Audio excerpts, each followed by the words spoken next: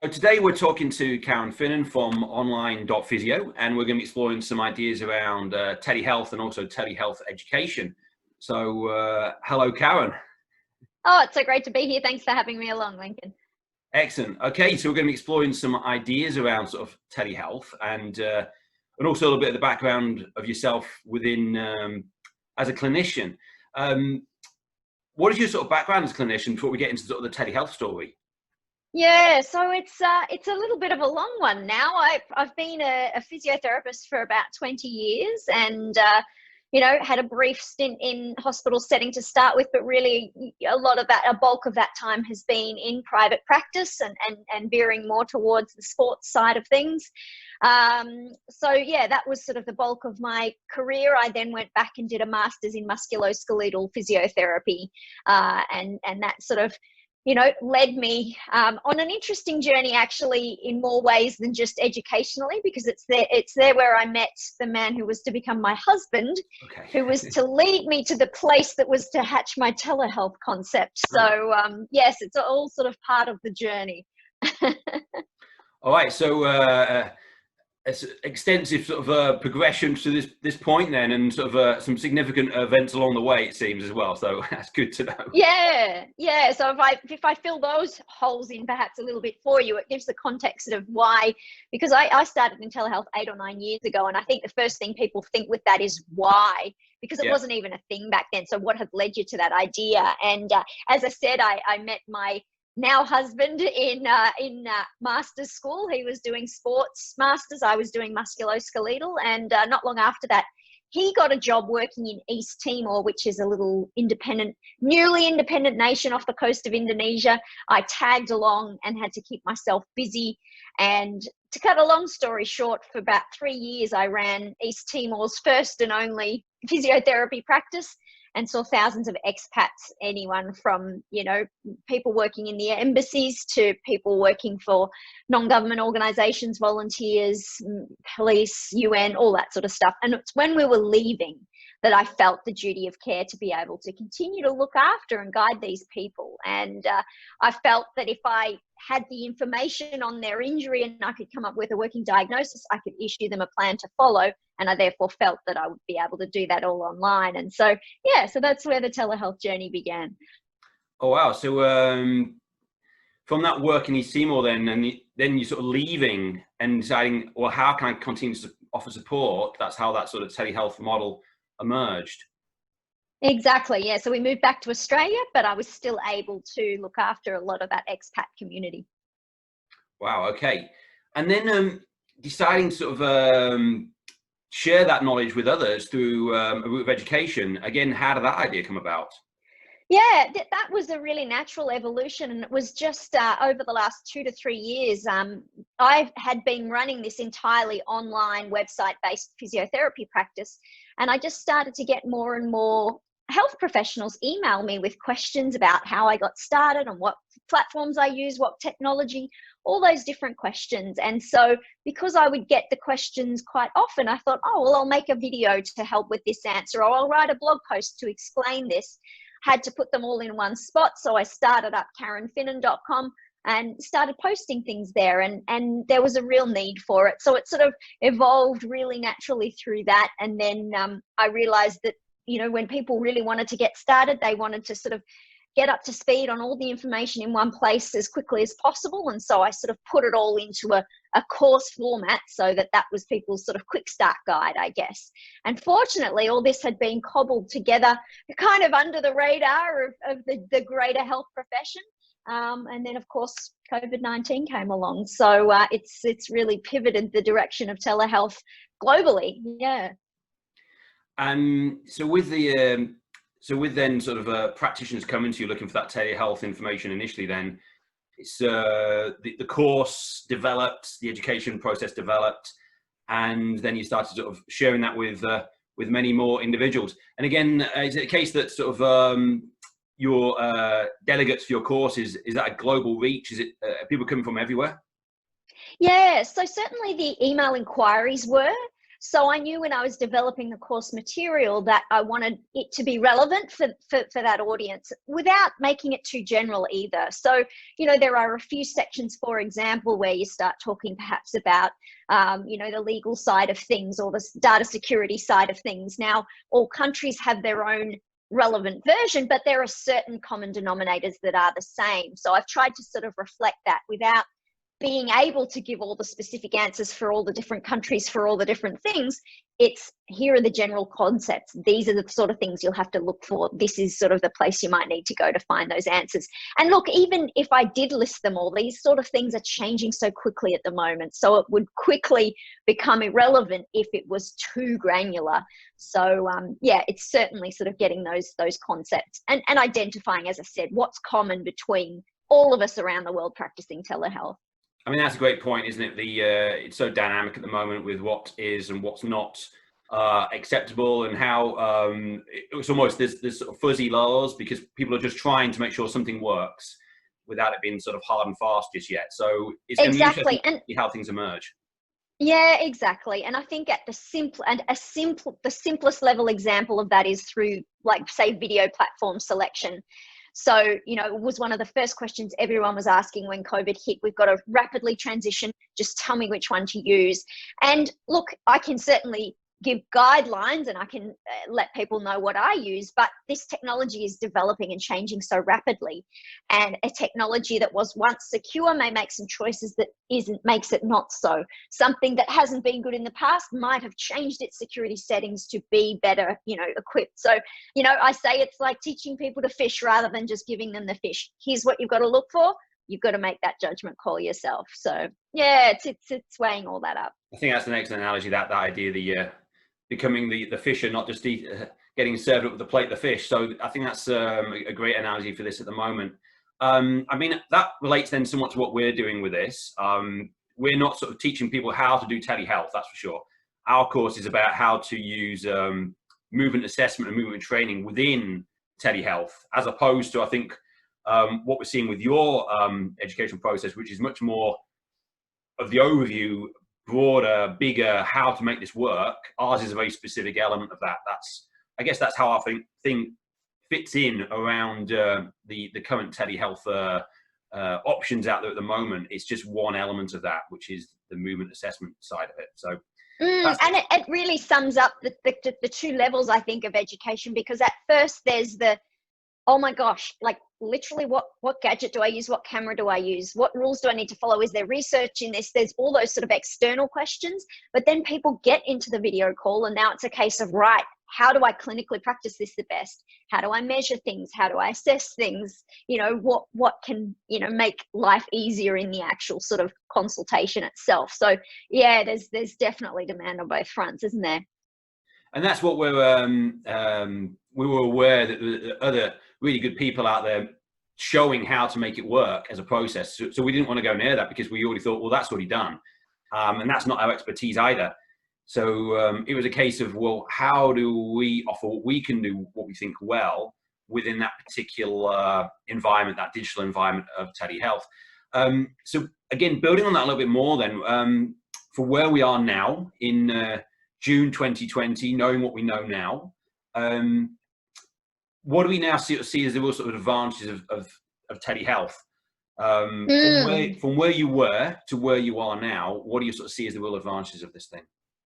Look, I think the real advantages are broad because it's specific to each person and the niche they tap into to do their consults. I think the advantage is solving a problem for someone. Now, at first, we used to always tout that telehealth reaches people geographically who perhaps couldn't be serviced before. So that person out in a remote area. And absolutely, that will always be the case. But I think we're now seeing that there are other needs, other problems we can solve. Be it, I wouldn't have access to this world specialist in such and such a sport, and now I do.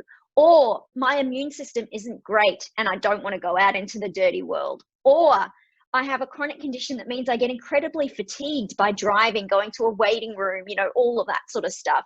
So I think we're seeing the advantages as what is the problem we're solving for the patient, and therefore that telehealth avenue will be successful. And I think this is what people really need to consider that have therapists perhaps that have made this rapid transition to telehealth when their patients didn't have a choice but to do things by telehealth. Moving forward post-COVID, how is that telehealth service still going to be appealing? Is it, if it's competing directly with your bricks and mortar clinic, that might not be the right equation for you to move forward with.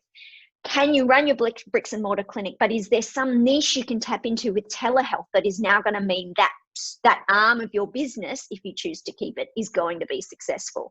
So yeah, some interesting opportunities, I think. Yes, it's going to be how does then businesses that adopted the telehealth model, how do they retain that within what they offer? When, as you say, they can go back to maybe sort of face-to-face options, how does that support or offer a new line within the business? So that's going to be, again, one to observe. Is there part of your education process that sort of explores that, how it might sort of also develop and work alongside sort of the bricks and mortar, as you say? Yeah, well, look, I think that certainly what we need to do is look at how are things different online and how can we package things up perhaps differently when we're looking at online models of care. There are certainly opportunities for people to build hybrid models, for example, where perhaps an initial assessment is done in a bricks and mortar setting and a follow-up process is online. But perhaps that's for a period of access rather than just a pay per consult model. I think overall pricing needs to be looked at. And it was another big question everyone asked at the start. We're transitioning online, do we price the same? And I guess my advice, because we had to get people up and running quickly, was do a direct transition now, because you're just as smart and just as clinically experienced online as you were in person. You're just as valuable as a clinician. But once the dust settles, how does this look differently in the follow-up scenario? So, we can be a little guilty perhaps of, in a follow-up consultation, 5 minutes of back and forth, they're doing well, we can tweak their program, get them moving forward. Oh, and we do a little bit of filler perhaps with some manual therapy. Now, manual therapy is not going anywhere. I certainly don't want to put that out into the world. Online treatment we know can work from the research, but so can bricks and mortar approaches, including manual therapy. Both can happily coexist. But I think we need to be really honest with ourselves of how much is that done because it's an expectation versus how much of that is evidence-based and a part of our treatment protocol. So it's quite a big sort of zoom out answer to your question, Lincoln, I think. But I do think we need to rethink how we package up our services, how we price our services, and how online can complement perhaps what we're doing in bricks and mortar or as its own full patient journey. So it's a real rethink then of the whole delivery of this particular profession, because all of a sudden it could be we're sort of questioning approaches as identified there, and it could be that each clinician has to redefine what this thing is called physiotherapy. And all of a sudden, from our perspective, certainly we were aware that for many clinicians, they couldn't see patients. Manual therapy was not going to be an option. So what was left? And that's why we identified that the offerings that we had in terms of movement assessment retraining is something we could do from a distance. And manual therapists might need to transition very quickly, but at least there was an option for them rather than there's no option for them. And the business at that time would be completely flat. So we saw that as an opportunity for clinicians to gain new skills that also would remain with them, could be retained post returning to face-to-face options. And if they still want to use manual therapy, great, that can sit alongside those other new skills. So again, it's trying to sort of see the opportunities within this rather than it just being sort of a problematic. How do we sort of see the positives moving forwards? Absolutely. And I think it's about redefining what our value is as a clinician. I think we can get really tied into thinking that this is where our magic is in our hands, that magic touch. Our patients sometimes even reinforce that touch ego that I call it. But really, this is our value. It's up here between our ears. All that clinical reasoning, our clinical gut that we've developed over years, our diagnostic skills, all of that is what's crucial. Education has always been a massive part of what we do. So I think for people who may have doubts, and I completely get that, it can be very counterintuitive to what we're used to.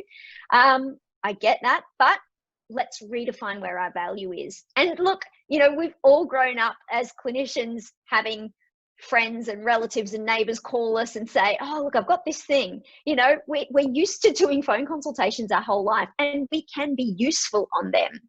So, you know, I think that's what we need to sort of come back to, is just remember that clinical reasoning, education, empathy is a massive part of what we do, and is the core of our value. So I was going to ask that question about, for those clinicians that were still hesitant about getting involved in this delivery, what would be some sort of key advice? But I think you've offered quite a lot of information just there in terms of why it still be important to get involved. Moving forwards then, I see you've got some other sort of education offerings that are very much focused on sort of the COVID-19 story. How does that maybe differ to the course you're offering prior, say last year?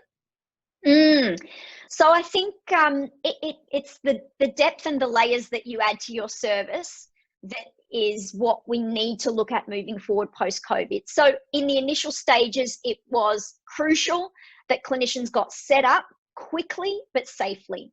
So it was the bare bones of, here's the technology that you need, here's the things you need to ensure you have in terms of indemnity insurance coverage, and, you know, a few of those key things. Rapid transition to telehealth.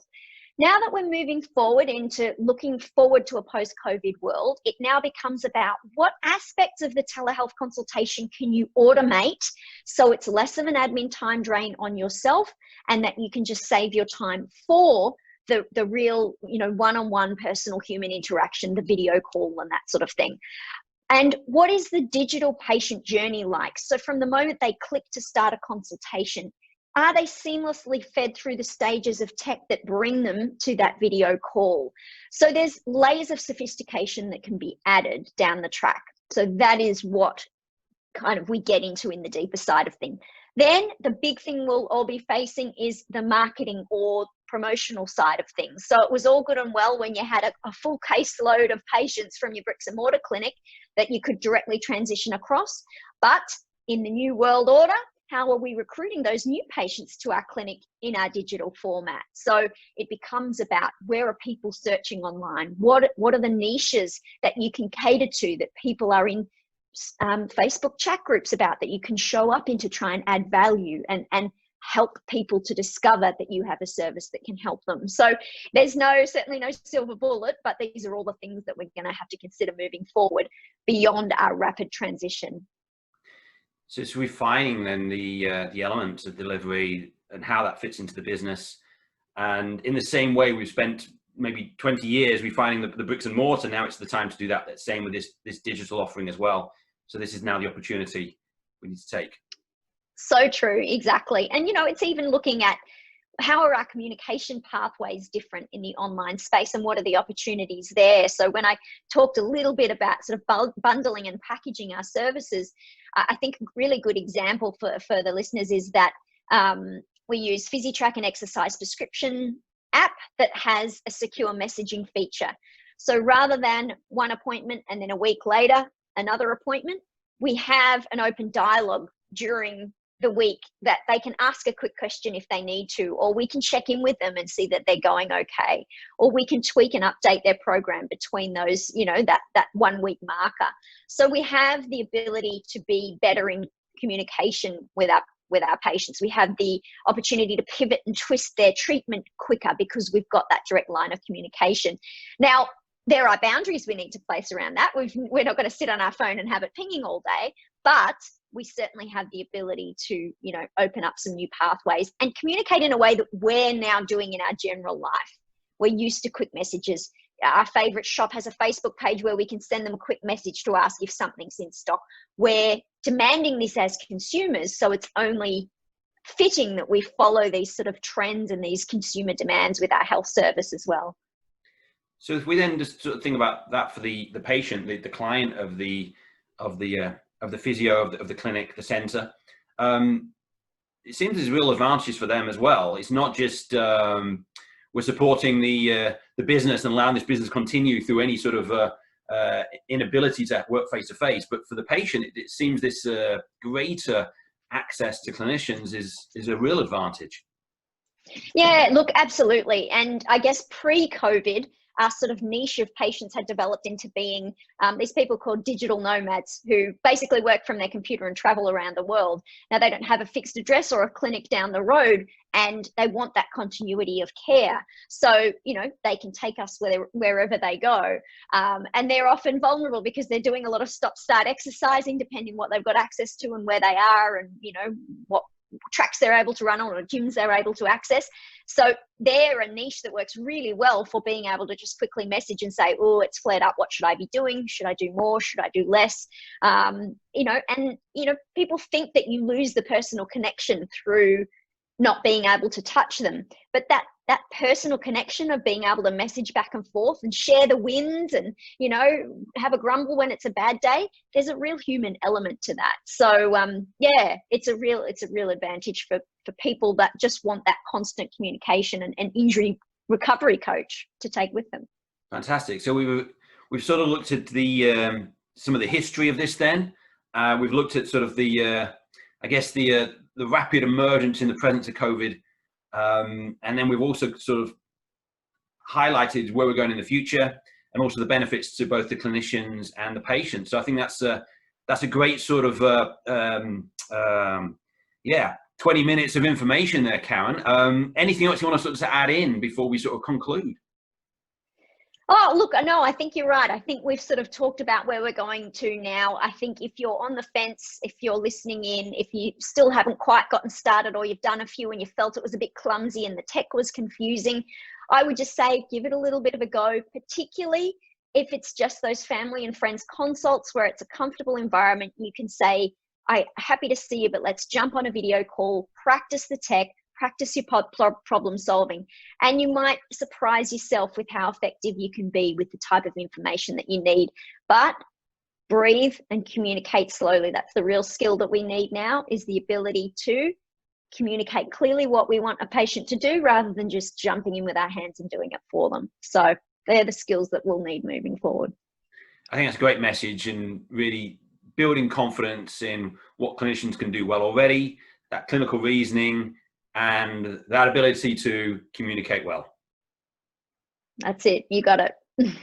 Okay, so Karen, thank you very much for today. We will be in contact, and looking forward to speaking again. Thanks so much. Thanks so much for the opportunity.